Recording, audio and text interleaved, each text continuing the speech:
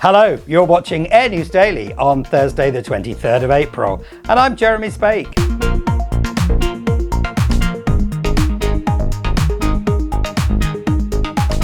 Dubai-based global air and travel services company Donata plans to invest 32 million Australian dollars on a dedicated cargo facility at the new Western Sydney International Airport.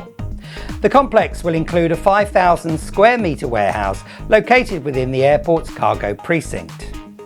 Donata will take on a shell building constructed by the airport's owners, fitting it out for operational use in time for the first dedicated freight services that are expected to use the airport from July this year, several months before passenger services commence. European manufacturer Airbus began work yesterday in Toulouse to install the first cargo door assembly on its prototype Airbus A350 Freighter. The work to marry the cargo door with the airframe, according to the project's chief engineer Joel Rocker, will take approximately 1 month to complete, and he was in buoyant mood as he told journalists that the door was the last big hardware element missing from the prototype. If the project remains on track, and there's no reason to believe it won't, the first test flight for the aircraft is due in late September or early October this year, with entry into service expected in the second quarter of 2027 once European certification has been granted. Cuba's energy crisis continues unabated, with supplies of Jet A1 fuel for aviation all but depleted, thanks to sanctions imposed on the island nation by the Trump administration after it reached agreement with Venezuela to halt supplies, having arrested the former Venezuelan president Nicolas Maduro, who's currently awaiting trial in the US. Spanish flag carrier Iberia has now confirmed that it will reduce its flight frequency between Madrid and Havana in May from 3 to 2 flights per week, and that from June it would suspend the route until at least November, owing to the lack of fuel supplies. The airline first started serving the Cuban capital on the 21st of April 1949, but now finds itself, like many other foreign carriers, unable to sustain operations in the short term, dealing yet another blow to Cuba's vital tourism economy. Israeli flag carrier El Al has announced the introduction of a twice-weekly service between its Tel Aviv hub and the Argentine capital Buenos Aires. Flights are expected to start in November and will be flown using the carrier's Boeing 787 Dreamliners.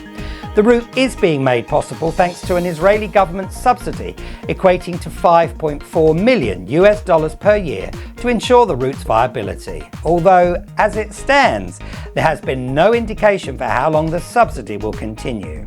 I bet there's a few airlines out there wishing they could have some subsidies right now, that's for sure. Global airline alliance SkyTeam has opened its newest branded lounge at Frankfurt Airport, located on the 4th floor mezzanine in Terminal 3's non-Schengen international zone. The lounge offers space for 126 guests, blending modern comfort with a nature-inspired design. Although, if I'm honest, it does look a little bit like something IKEA, or IKEA depending on how you want to pronounce it, may have come up with. The lounge does, however, offer panoramic views of the airfield with all the usual amenities you'd expect to find in a lounge for first, business and elite tier customers. And finally, last week we reported on the failing fortunes of US ultra low-cost operator Spirit Airlines, who are teetering on the brink of collapse, pushed closer to the edge by the actions of the US president against Iran. In a bizarre twist of fate, the same president has now asked his Transportation Secretary Sean Duffy to take a look at what might be done to help Spirit out of its current predicament. Let me help you out here, Sean. It's really simple. Pick up the phone and tell your boss to wake up, smell the coffee, and stop messing the entire globe around with his less than popular antics. It really is that simple. Thanks for being with us today. We look forward to seeing you again tomorrow. Until then, go steady. Have a great day. Tune in tomorrow when we'll be bringing you the latest news from the commercial aviation world. And don't forget to subscribe to Air News Daily.